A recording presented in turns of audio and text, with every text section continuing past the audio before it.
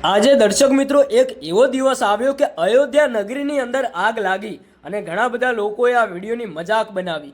હવે દર્શક મિત્રો તમને ખબર ના હોય તો જણાવી દઉં કે અયોધ્યા આપણા શ્રી રામનું મંદિર છે.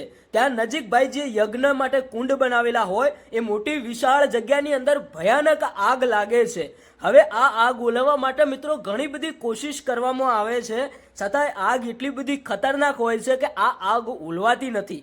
હવે આવા વિડીયો સોશિયલ મીડિયાની અંદર વાયરલ થતા મેં ઘણા બધા વિડીયો જોયા. એમાં ઘણા બધા લોકોએ મજાક બનાવી અને એવું કહેવા લાગ્યા કે ક્યાં ગયા તમારા શ્રી રામ, કે શ્રી રામનું આવડું મોટું મંદિર અને એ જ જગ્યા ઉપર આટલી બધી ખતરનાક આગ કેવી રીતે લાગી? શું તમારા રામ મંદિરની અંદર નથી કે શું તમારા રામે કોઈ પરચો ના આપ્યો કે શું? હવે મિત્રો તમે વિચાર કરો કે આ લોકોને હવે કોણ સમજાવે? હવે એ લોકોને આજે તમારે સમજાવવાના છે. આ વિડીયોને લાઈક કરો, બધા લોકોને શેર કરો અને વિડીયોની અંદર હજારોની સંખ્યામાં કોમેન્ટ કરો.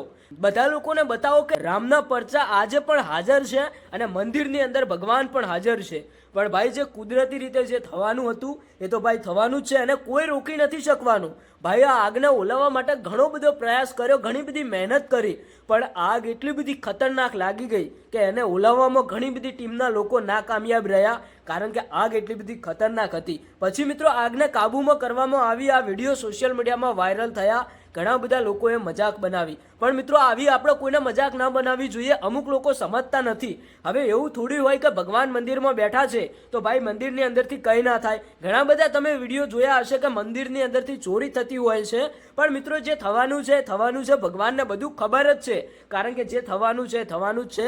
તમારું શું કહેવું છે કોમેન્ટ કરીને જણાવતા જજો અને કોમેન્ટની અંદર જય શ્રી રામ જરૂરથી લખજો. જે પણ મિત્રએ આટલા સુધી વિડીયો જોયો છે કોમેન્ટની અંદર જય શ્રી રામ લખો.